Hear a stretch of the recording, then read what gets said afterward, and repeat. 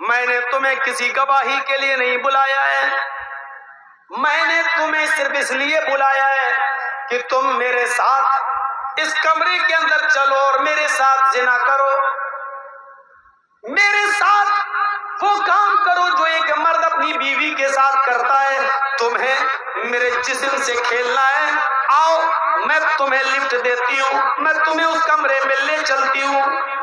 اس بزرگ نے کہا اللہ سے ڈرو، یہ تم کیا حرکت لے کر بیٹھ گئی ہو، کیا کارنامہ انجام دینے جا رہی ہو؟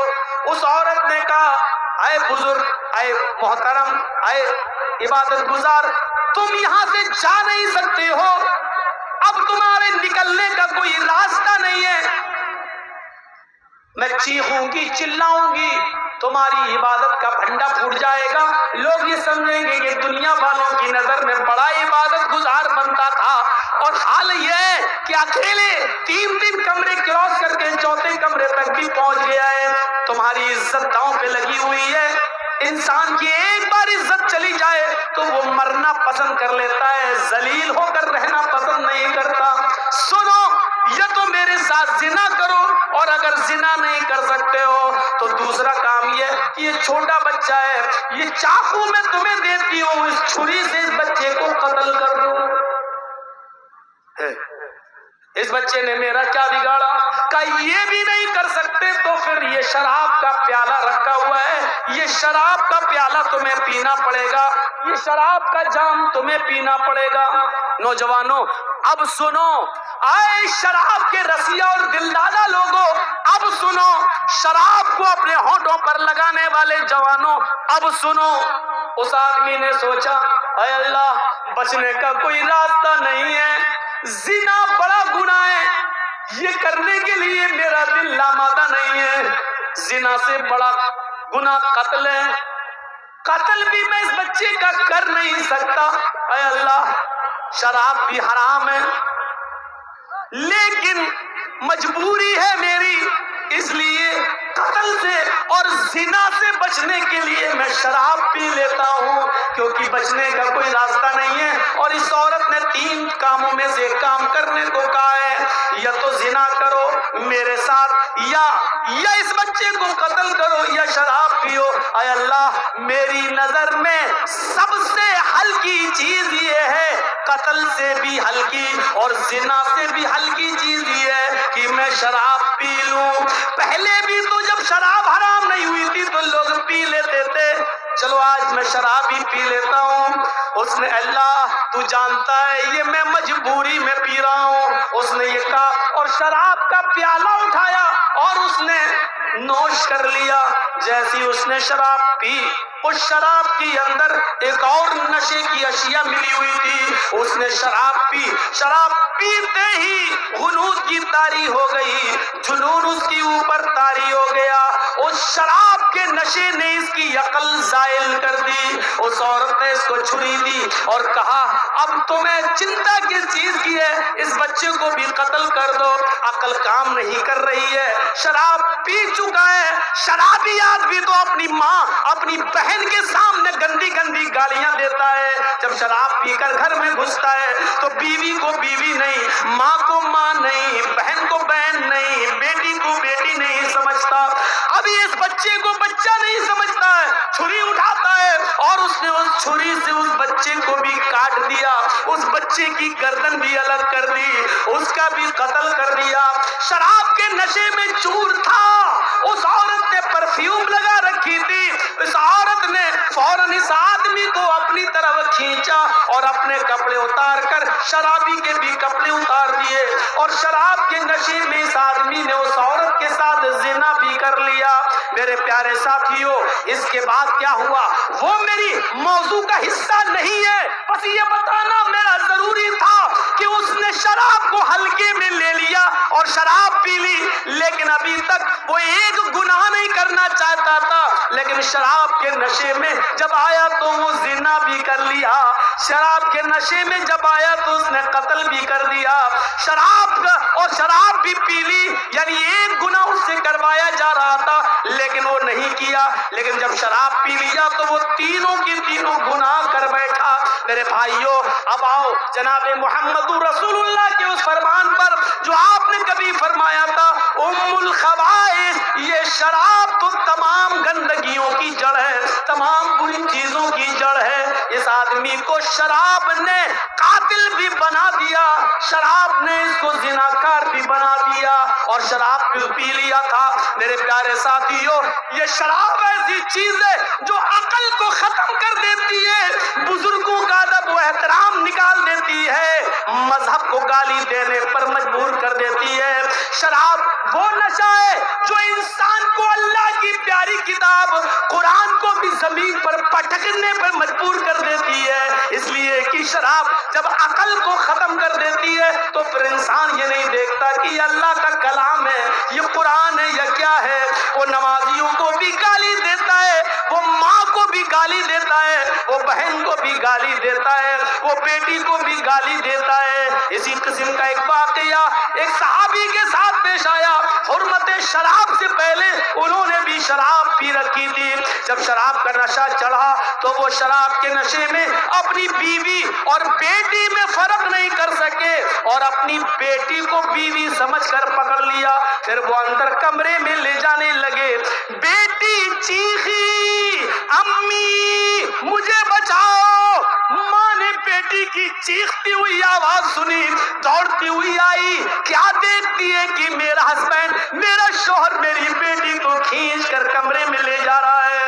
وہ غصے میں آتی ہے، اپنی بیٹی کا ہاتھ اپنے شوہر کے ہاتھ سے چھڑاتی ہے، شوہر کو دھکا دیتی ہے، کمرے میں بند کر دیتی ہے، اور اپنی بیٹی کو اپنے شوہر کے ناجائز حملے سے بچاتی ہے۔ کافی دیر کے بعد جب نشہ اترا تو صحابی نے اپنی بیوی کو خوب مارا۔ جب مار مار کے تھک گیا تو بیوی بولی، اگر مار مار کر تھک گئے اور اگر تھکے نہ ہو اور کچھ اور حسرت باقی رہ گئی ہو تو میں 2 لکڑی اور لے آتی ہوں، لیجیے اور پیٹ پیٹ کر مجھے مار ڈالو۔ کہنے لگا شوہر، میری بیوی تم جانتی ہو کہ میں تم سے کتنا پیار کرتا ہوں، لیکن اس کے باوجود تم نے مجھے کمرے میں بند کر دیا۔ بیوی روتی ہوئی کہتی ہے، پیار کی نوٹنکی آج مت کرو، تم نے آج شراب پی رکھی تھی۔ شوہر کہتا بیوی شراب تو میں روزانہ پیتا ہوں۔ کہا ہاں جانتی ہوں، لیکن ایک لمٹ میں ایک دائرے میں پیتے تھے، لیکن آج تم نے کچھ زیادہ پی رکھی تھی۔ ارے کبھی کم کبھی زیادہ یہ تو ہو ہی جاتا ہے، آج زیادہ پی لی تو کیا؟ بیوی کہتی نہیں، آج کچھ زیادہ ہی پی لی، اتنی پی لی کہ بیوی اور بیٹی میں فرق نہیں کر سکے۔ میرے شوہر اپنی بیٹی کے معصوم چہرے کی طرف دیکھو، اس کی چیخ، اس کی پکار اگر میرے کانوں تک نہ جاتی تو آپ اس کی عزت سے کھیل چکے ہوتے، آپ اس کی عزت سے کھلواڑ کر چکے ہوتے، اپنے ہاتھوں سے اپنی بیٹی کی عزت لوٹ چکے ہوتے۔ کیا کہہ رہی ہو میری بیوی؟ ہاں نظر آسمان پر گئی، اے اللہ یہ دن سننے سے پہلے تو نے مجھے اٹھا کیوں نہ لیا؟ یہ جملہ سننے سے پہلے یہ زمین کیوں نہیں پھٹ گئی؟ میں اس زمین کے اندر کیوں نہیں سما گیا؟ اے اللہ اب کون سا چہرہ لے کر میں اپنی بیٹی کے سامنے جاؤں؟ کون سی شکل لے کر میں اپنی بیٹی کے سامنے آؤں؟ اے اللہ کاش یہ زمین پھٹ جاتی، میں اس زمین کے اندر چلا جاتا، لیکن آج میں وہ قسم کھاتا ہوں اور آج میں اقرار کرتا ہوں، اے اللہ تو گواہ رہنا، اے اللہ تو گواہ رہنا، اے اللہ تو گواہ رہنا، اے میری بیوی میری گواہی پر تو بھی گواہ رہنا۔ اے اللہ آج کے بعد قسم کھاتا ہوں میں تیرے عزت و جلال کی، تیری کبریائی کی، آج کے بعد میں شراب کو ہاتھ نہیں لگاؤں گا، کبھی زندگی میں شراب نہیں پیوں گا۔ جب حرام نہیں ہوئی تو ایک نقصان دیکھا، بیٹی کا ہاتھ پکڑا، عقل ختم ہو گئی، بیٹی کو بیوی سمجھ لیا۔ ایک مرتبہ ایسا ہوا اور شراب ابھی حرام نہیں ہوئی، لیکن پھر بھی اس صحابی نے ہمیشہ زندگی بھر شراب کو چھوڑنے کی قسم کھا لی اور اللہ کی قسم کھا کے کہا کہ میں آج کے بعد شراب کو ہاتھ نہیں لگاؤں گا۔ نوجوانوں جب شراب حرام نہیں ہوئی تو لوگ قسم کھا لیا کرتے تھے کہ اب شراب کو ہاتھ نہیں لگاؤں گا۔ آج تم کیسے پی لیتے ہو، تمہارے ضمیر کیسے گوارا کر لیتے ہیں، تمہارا دل کیسے تسلیم کر لیتا ہے، تمہارا دل اس کو کیسے قبول کر لیتا ہے، تمہاری زبان شراب کے قطرے کو کیسے اس کا ذائقہ چکھ لیتی ہے، تمہیں ناموس رسالت کا ذرا بھی خیال نہیں آتا۔ شراب پیتے وقت تمہیں انما الخمر والمیسر والی آیت یاد نہیں آتی ہے، شراب پیتے وقت تمہیں صحابی کا واقعہ یاد نہیں آتا ہے، شراب پیتے وقت تمہیں حرمت شراب کی آیتیں تمہارے ذہن سے کیسے نکل جاتی ہیں، نبی اکرم کا فرمان، آپ کی عزت و آبرو کا لحاظ کیسے تمہارے دل و دماغ سے نکل جاتا ہے، سمجھ میں نہیں آتا۔ اپنے آپ کو مسلمان کہنے والے نوجوانوں، کیسے شراب کا کٹورا، پیالہ، بوتل تمہارے ہاتھوں میں آ جاتی ہے اور تم اس کو پی جاتے ہو، جبکہ یہ شیطان کی غلاظت ہے، اپنی اور دوسروں کی گندگی سے بڑھ کر گندگی ہے، اس کی سے زیادہ گندی ہے اور ناپاک ہے، اور پھر تم اس کو پی لیتے ہو۔ کیسے تمہارے ہونٹ اس کو اپنے ہونٹوں سے چپکا لیتے ہیں اور اس کا ذائقہ چکھ لیتے ہیں، تمہاری عزت و آبرو کیسے اس بات کو گوارا کر لیں۔ پوری تقریر شراب، کہیں نہیں ہٹے ہیں آج۔ شرابی کو چڑھا دو پھر دیکھو۔ ایک بار ناچ گانا ہو رہا تھا، بخاری کے اندر یہ واقعہ موجود ہے، حضرت حمزہ شراب کے نشے میں بیٹھے اور گانے والی کا گانا سن رہے ہیں، حرام نہیں ہوئی تھی نا؟ ہاں، کیسے ناچ رہی ہے، گا رہی ہے، کمر مٹکانے والے اس وقت بھی تھے، آج بھی ہیں۔ اور وہ حضرت حمزہ کے پاس آ گئی کیونکہ بڑے بہادر تھے نا، آ کر کہتی ہے، حضرت علی کی اونٹنی وہیں گھوم رہی تھی، بڑی خوبصورت اونٹنی تھی حضرت علی کی، اور وہ چاہتی تھی کہ اس اونٹنی کی کلیجی ہمیں مل جائے،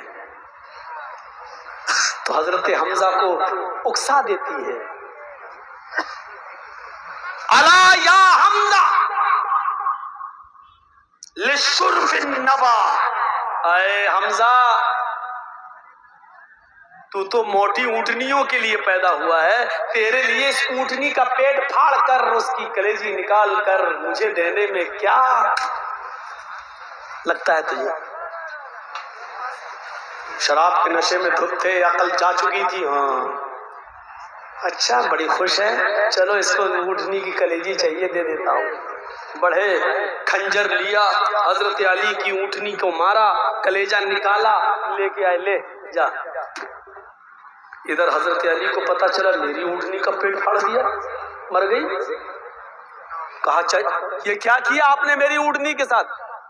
شراب کے نشے میں تھے، الٹا سیدھا بولنے لگے۔ حضرت علی بھاگتے ہوئے اللہ کے نبی کے پاس آئے، اے اللہ کے رسول، حضرت حمزہ نے تو میری اونٹنی کا پیٹ پھاڑ دیا، دیکھو شراب کے نشے میں کیا کیا بول رہے ہیں۔ اللہ کے رسول ان کے ساتھ گئے، چلو جیسے چلے، فرمایا چچا یہ کیا کیا، اتنی پیلی، فرق نہیں کر پائے یہ اونٹنی کس کی ہے؟ ایک ناچنے اور گانے والی کو آپ نے حضرت علی کا اونٹ پھاڑ کر، اونٹنی پھاڑ کر اس کا کلیجہ دے دیا۔ حضرت حمزہ کا دماغ کام نہیں کر رہا تھا شراب کے نشے میں، کہتے ہیں سب میرے باپ کے غلام، بھاگو یہاں سے۔ اللہ کے رسول نے کہا، علی اس وقت ان کا دماغ کام نہیں کر رہا ہے، اور دیوار پر سر پھوڑنے سے اپنا ہی سر پھوٹے گا، بہتر یہ ہے کہ اس وقت ان کے منہ نہ لگا جائے، کیونکہ اس وقت ان کے منہ لگنے سے اپنی بے عزتی کرانا ہے، جب یہ ہوش میں آئیں گے تب ان سے بات کی جائے گی۔ اس پورے واقعے سے کیا پتا چلا؟ شرابی تعریف پسند ہو جاتا ہے، اس کو چڑھا دو تو کسی کو قتل بھی کر سکتا ہے، کسی کا مال بھی چرا سکتا ہے، ڈاکہ بھی ڈال سکتا ہے، اور دوسری چیز یہ پتہ چلی کہ شراب کے نشے میں انسان بڑے سے بڑے انسان کی قدر و قیمت کو بھول جاتا ہے، جیسے کہ حضرت حمزہ نے اللہ کے رسول صلی اللہ علیہ وسلم کو کہہ دیا، جاؤ تم سب میرے باپ کے غلام۔ بڑے سے بڑی ہستی بھی اس کی نظر میں کچھ نہیں ہوتی۔ اور نوجوانوں، دل چاہتا ہے تو مڑ کے جا رہے ہو، سردیوں کی سخت راتیں ہیں، ہمیں معلوم ہے، جنوری کا مہینہ بہار اور بنگال میں پروگرام کا مہینہ نہیں ہے، میں جانتا ہوں، لیکن آپ لوگوں کی ہمت کو داد دیتا ہوں کہ آپ نے اتنی سردی میں بھی پروگرام کرایا، لیکن جی چاہتا ہے کہ ایک واقعہ آپ کے سامنے سناؤں. سنو. آپ جہاں جانا چاہیں شوق سے جائیں، لیکن ایک ریکویسٹ ہے، اس واقعے کو ضرور سن لیں. اس واقعے کو حافظ احمد ابن حجر الاسقلانی نے اپنی مشہور اور مایہ ناز کتاب الاصابہ فی تمیز الصحابہ کے اندر نقل کیا ہے. اس واقعے کو سننے کے بعد آپ کو محسوس ہوگا کہ شراب پینے والے کی عزت کیا ہے، شراب پینے والا کتنا منحوس ہے، شراب پینے والے کے لیے اللہ کے نبی کے صحابہ نے اس کے لیے کیا حد متعین کی ہے. اس واقعے سے آپ کو اندازہ لگ جائے گا. اس واقعے کو سنیے. اللہ کے نبی نے جب شراب کی حرمت کا اعلان کر دیا، اس کے بعد آپ 4-5 سال مدینے میں رہے، شراب حرام ہو گئی. 4-5 سال مدینے میں رہے، اللہ کے نبی اس دنیا سے چل بسے. اب سنیے، اللہ کے نبی کے انتقال کے بعد کون خلیفہ بنا؟ ابو بکر صدیق. حضرت ابو بکر صدیق بھی 2 سال خلیفہ رہے اور ان کا بھی انتقال ہو گیا. اب خلیفہ کون بنا؟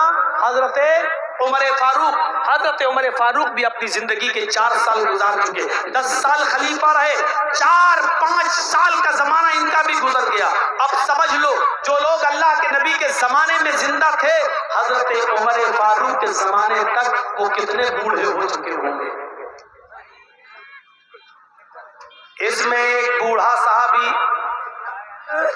اور اس کا نام ہے قدامہ ابن مظعون.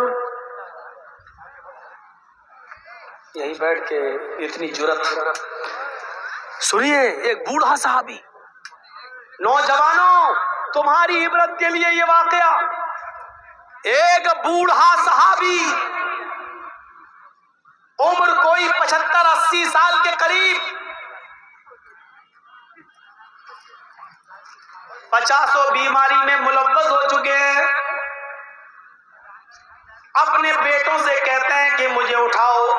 ان کا بیٹا سہارا دیتا تب وہ مسجد میں نماز پڑھنے آتے. ان کا بیٹا جب ان کو لاٹھی پکڑ کے لاتا تب وہ بیچارے گھر کے اندر آتے. قدامہ ابن مظعون کو 50 بیماریوں نے گھیر رکھا ہے، لیکن اذان کے وقت مسجد میں جاتے، نماز پڑھ کے مسجد سے نکلتے، اپنے گھر آ جاتے. ایک رات ان کی طبیعت میں کافی، اس لیے میں آپ کو سنا رہا تھا، حضرت قدامہ ابن مظعون رات کی تاریکی کے اندر، رات کے اندھیرے کے اندر ان کو کافی درد بڑھ گیا.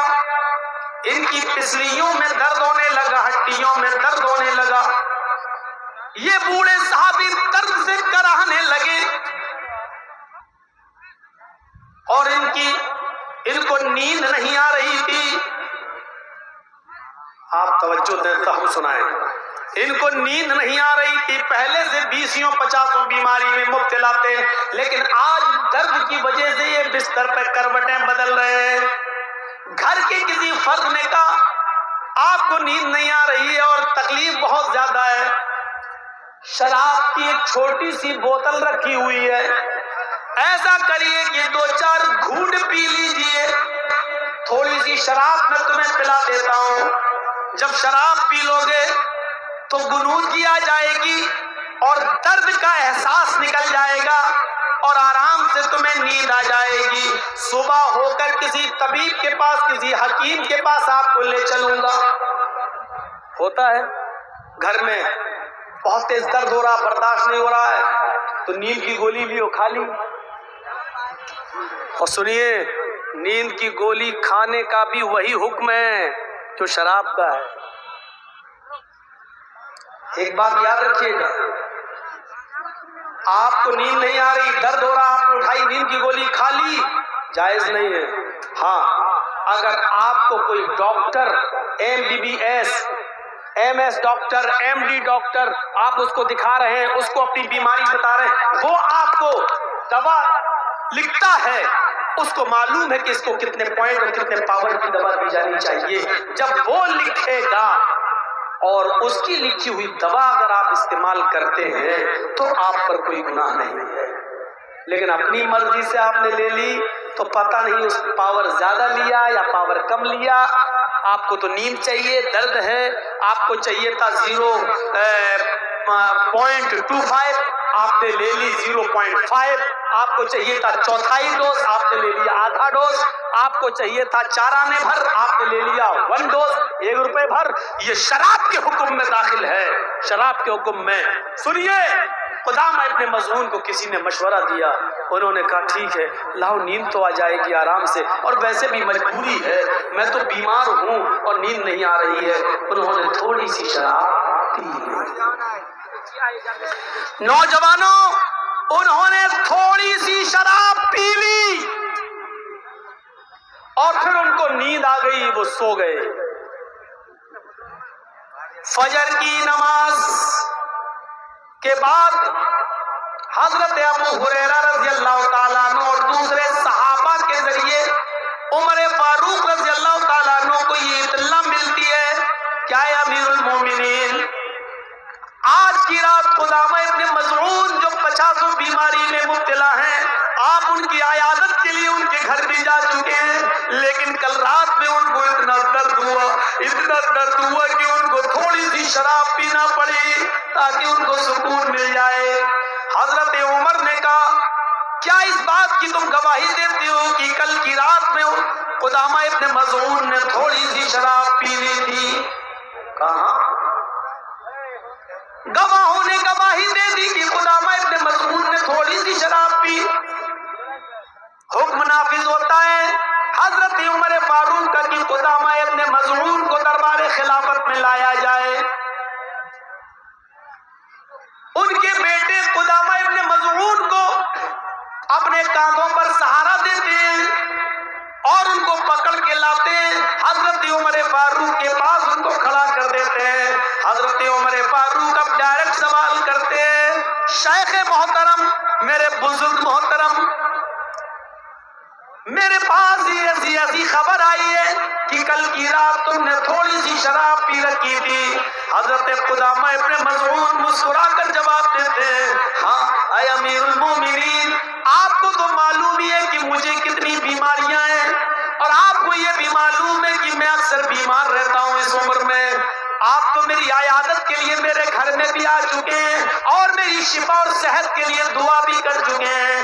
کل کی رات مجھے بہت سخت درد ہوا، حکیم کے پاس جانا یہ میرے بس میں نہیں تھا، رات کو اٹھنا، اندھیرے میں جانا اور ٹھوکر کھا کے کہیں گر جانا یہ میرے بس میں نہیں تھا، اس لیے میں نے بحالت مجبوری، حد درجہ مجبوری، میں نے تھوڑی سی شراب کے صرف 3 یا 4 گھونٹ میں نے پی لیے تاکہ مجھے سکون سے نیند آ جائے، میں آرام سے سو جاؤں. امیر المومنین، میں شرابی نہیں ہوں، بس رات میں سکون کے ساتھ سونے کے لیے میں نے تھوڑی سی شراب پی لی. حضرت عمر فاروق کی آنکھوں میں آنسو آ گئے اور روتے ہوئے کہتے ہیں، قدامہ ابن مظعون، افسوس ہے کہ تم نے میرے سامنے بھی سچائی کا اعتراف کر لیا اور ہمارے سامنے حد نافذ کرنے کے علاوہ کوئی چارہ کار نہیں ہے.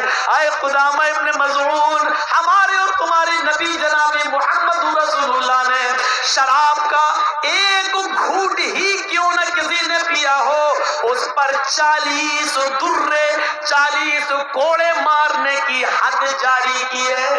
لہذا اے قدامہ ابن مظعون، مجھے تمہارے اوپر 40 کوڑے مارنا پڑیں گے، 40 کوڑوں کی سزا تمہیں دینا پڑے گی. قدامہ ابن مظعون کہتے ہیں، امیر المومنین، کیا آپ کو میری مجبوری نہیں دکھائی دے رہی ہے؟ میں نے شوق سے یہ شراب نہیں پی ہے، میں 50 بیماری میں مبتلا ہوں اور میں آپ کو کہہ رہا ہوں کل اتنی تیز میرے درد ہوا جب برداشت سے باہر ہو گئے بوڑھے آدمی کے لیے تو مجھے مشورہ دیا تو تھوڑی سی شراب میں نے پی لی تاکہ سکون سے نیند آ جائے.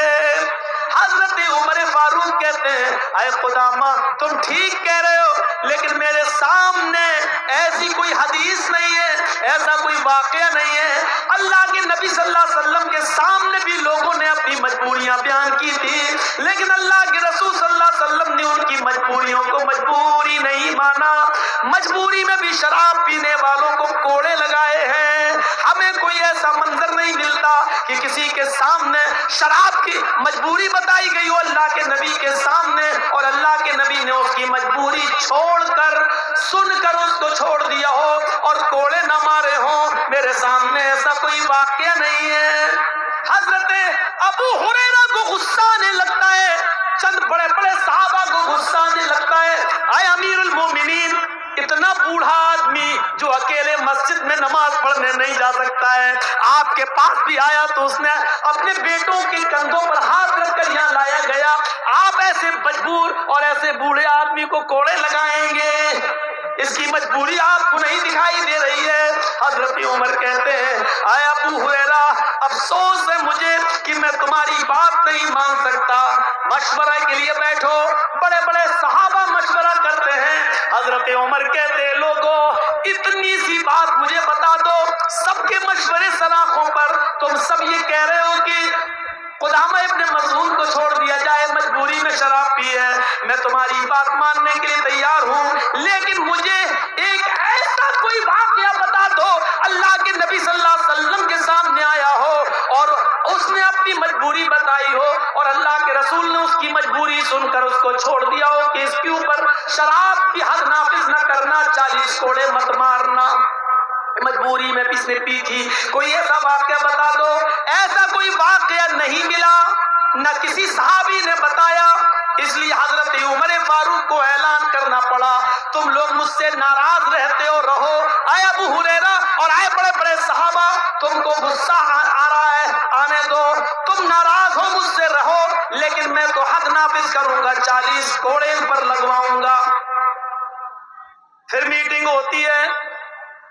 اچھا ایسا کرو, اس میٹنگ میں یہ طے ہوتا, سارے صحابہ اجازت دیتے ہیں, امیر المومنین آپ کو کوڑے مارنا ہے ماریے, آپ حاکم ہیں, امیر المومنین ہے, ٹھیک ہے, لیکن میری گزارش یہ ہے, سارے مشورے لینے والے صحابہ نے مشورہ دے رہے ہیں, حضرت قدامہ ابن مظعون کو اتنے دنوں کے لیے مہلت دے دو کہ یہ تھوڑے سے تندرست ہو جائیں, طاقت آ جائے ان کے اندر, اپنے آپ اٹھنے لگیں اور اپنے آپ چلنے لگیں. اتنے دن کے لیے ان کو چھوڑ دو کہ یہ اٹھنے بیٹھنے لگیں, چلنے پھرنے لگیں. اتنے دن کے لیے ان کو چھوڑ دو, جب یہ اٹھنے پھرنے لگیں گے اور طبیعت میں تھوڑا سدھار ہو جائے تب ان کے اوپر کوڑے مار لینا. حضرت عمر کی آنکھوں میں پھر آنسو آ گئے, روتے ہوئے کہنے لگے اے ابو ہریرہ اور اے میرے عظیم صحابیوں, تمہاری بات میں نے سن لی, لیکن افسوس میں تمہاری اس بات کو بھی نہیں مان سکتا. اس لیے اگر میں نے ان کو چند دنوں کی مہلت دے دی, ہفتے 10 دن کی 20 دن کی اگر ان کو مہلت دے دی کہ چلو جب تمہاری طبیعت صحیح ہو جائے گی تب ہم تمہیں کوڑے ماریں گے, لیکن یہ بتاؤ اگر ان کی طبیعت صحیح ہونے سے پہلے میرا ہی انتقال ہو جائے اور میں اس دنیا سے چل بسوں تو قیامت کے دن میں اپنے رب کو کیا منہ دکھاؤں گا؟ میرا رب مجھ سے پوچھے گا کہ جب شراب پینے کی بات تو نے سن لی تھی, پھر تیری ذمہ داری تھی امیر تھا کہ حد جاری کرتا, پھر تو نے ایک مجرم کو کیسے چھوڑ دیا؟ میں اپنے رب کو کیا منہ دکھاؤں گا؟ اے میرے صحابیوں, میرے عظیم ساتھیوں, میں تمہاری یہ بات بھی نہیں مان سکتا. افسوس ہے اب آج ہی مجھے قدامہ ابن مظعون کے پیٹھ پر آج ہی کوڑے مارنا پڑیں گے.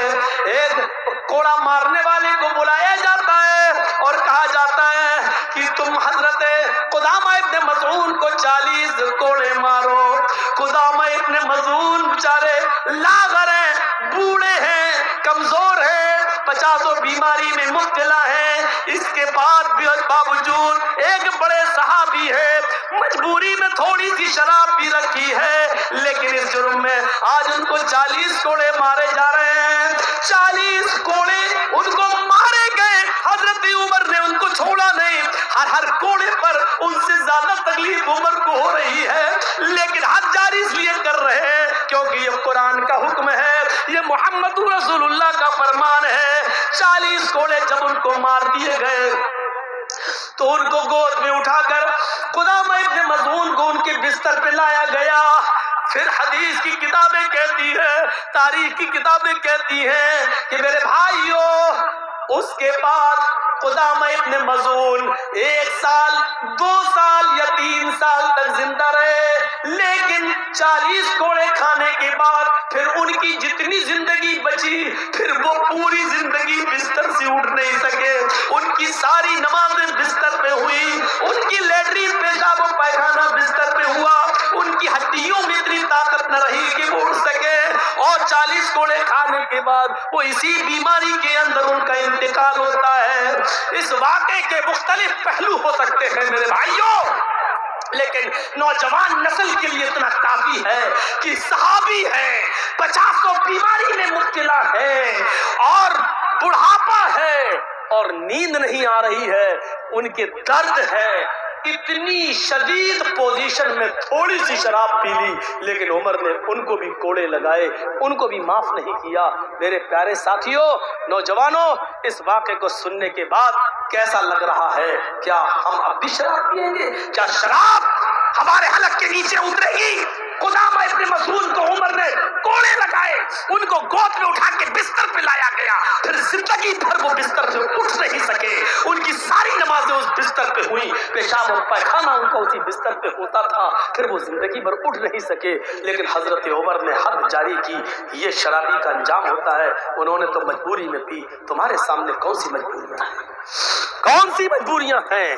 اللہ کے رسول نے کبھی کہا تھا ان بنی اسرائیل تفترق علی 72 ملتا، میری بنی اسرائیل قوم بنی اسرائیل 72 فرقوں میں بٹ گئی تھی، وستفترق امتی علی 73 ملہ، میری امت 73 فرقوں میں بٹے گی، حزب النعل بالنعل، جیسے دونوں جوتے برابر ہوتے ہیں ویسی میری امت میں اور بنی اسرائیل میں کوئی فرق نہیں ہوگا، حتی ان کان منہم من اتی علی امی علانیۃ لکان فی امتی من یصنع ذلک، اگر بنی اسرائیل میں کسی نے اپنی ماں کے ساتھ، یہود و نصارہ میں کسی نے اپنی ماں کے ساتھ اعلانیہ زنا کیا ہوگا، چوراہے پر اپنی ماں کے ساتھ منہ کالا کیا ہوگا، تو میری امت پر قیامت اس وقت تک نہیں آئے گی جب تک کہ میری امت کے لوگ مسلمان بھی اپنی ماں کے ساتھ چوراہے پر اعلانیہ ڈنکے کی چوٹ پر اپنی ماں کے ساتھ زنا نہ کریں۔ میرے بھائیوں، اللہ کے نبی فرماتے اس وقت تک قیامت نہیں آئے گی، قیامت سے پہلے یہ امت دیکھے گی کہ اس امت کا نوجوان اپنی ماں کے ساتھ زنا کرے گا، اپنی بہن کے ساتھ زنا کرے گا، اپنی بیٹی کے ساتھ زنا کرے گا۔